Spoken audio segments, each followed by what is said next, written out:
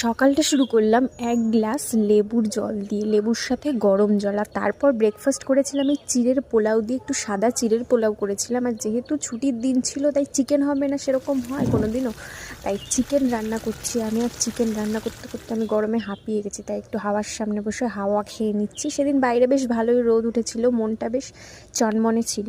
তো তারপর দুপুরের লাঞ্চটা নিয়ে বসে গেলাম। ছিল চিকেন আর ডাল, আর কিছু না। এই দুটো জিনিস হলে আর কি লাগে বলো, চিকেন দিয়েই খেয়ে নেওয়া যায়। যদিও বা রিসেন্ট আমি চিকেনটা একটু কম পছন্দ করছি, তো যাই হোক অনেক দিন পর যেহেতু খাচ্ছি সেই কারণের জন্য বেশ ভালোই লাগছিলো। তারপর আবার আমি রান্না করেছি নিজের হাতে। আর এখানে দেখো সেদিন টিভিতে কি বই দিয়েছিল দেখি, বুঝতে পারো নাকি সিনেমাটার নাম, তোমরা বলতে পারো নাকি। আর বাইরে কিন্তু আবার নেমে গেছিলো বৃষ্টি, খুব জোরে যদিও বা না, কিন্তু যাই হোক বৃষ্টি নেমেছিল।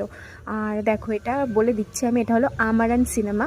আর তারপর আমি খেয়ে নিয়েছিলাম এই এনার্জি ড্রিঙ্কটা, কিন্তু খেয়েই দেখি কি জঘন্য খেতে। যাই হোক তারপর রাতের ডিনারে ছিল রুটি, চিকেন, আর সাথে কেটে নিয়েছিলাম কাঁচা পেঁয়াজ, ব্যাস।